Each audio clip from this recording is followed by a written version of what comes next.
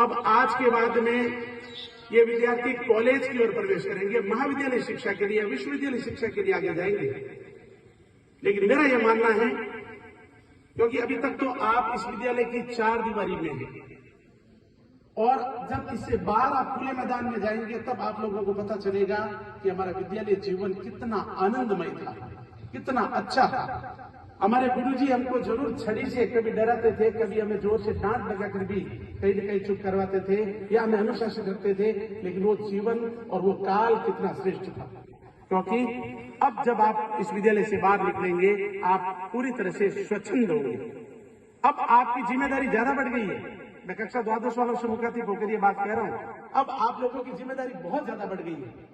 क्योंकि अभी तक आप वो नदी थी जो पहाड़ों के ऊपर से पहाड़ी क्षेत्र से गुजर रही थी, और दोनों तरफ के जो तट थे वो तट आपको कहीं न कहीं अपने अनुशासन में बांधे हुए थे, इसलिए आप अपनी धारा को तोड़कर बेतरतीब नहीं हो रहे थे। लेकिन अब आप विद्यालय शिक्षा पूर्ण करने के बाद उस नदी की तरह है जो मैदान में प्रवेश करने वाली है, जहां पर आपके गुरुजनों के अनुशासन की छड़ी के तट नहीं है। अब आप जहां चाहें उस तरफ जा सकते हैं। ये आप पर निर्भर करेगा कि आप अपने आप को जो संस्कार चंद्रगोपाल एकेडमी ने, आपके गुरुजनों ने, आपके माता पिता ने दिए हैं, उनको मुट्ठी में कितना मजबूती से बंद करके रख सकते हैं। ये बहुत महत्वपूर्ण रहेगा। ऐसा नहीं हो कि जब नदी मैदानी क्षेत्र में आती है तो पता नहीं वो किस तरफ जाएगी, क्योंकि तट नहीं है, अनुशासन नहीं है। वो किस तरफ जाएगी, यदि उसने शहर की तरफ मुंह कर लिया तो शहर में तबाही मच जाएगी, शहर में बाढ़ आ जाएगी। मेरे कहने का मतलब यही है कि जो अनुशासन इस एकेडमी ने, इस विद्यालय ने, इस गुरुकुल ने आप लोगों को सिखाया है, उसको आपका जिंदगी का उम्र उसको संजो कर रखना, क्योंकि ये आपके जीवन की सर्वाधिक रूप से अमूल्य संचित निधि है।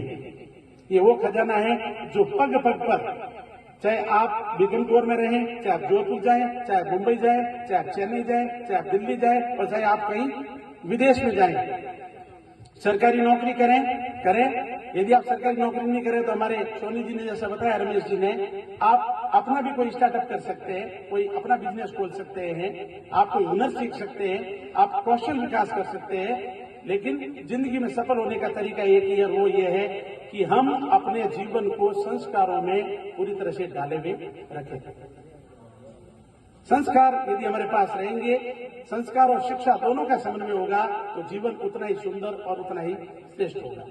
इसलिए ऐसा नहीं हो कि जो ही यहां से इस चार दीवारी से बाहर निकले और खुले मैदान में, कल मैं कहीं गया था तो वहां पर किसी प्रकार का मंगल कामना दिवस था, तो कोई बिटिया आकर और उस मंच पर बोली कि साहब अब हम खुले मैदान में जाएंगे। मैंने कहा नुकसान है, खुले मैदान में नुकसान है। खुले मैदान में कोई पशु, कोई किसी प्रकार का कोई भी आ सकता है, नहीं तो कम से कम चार दीवारी में है तो हम सुरक्षित हैं।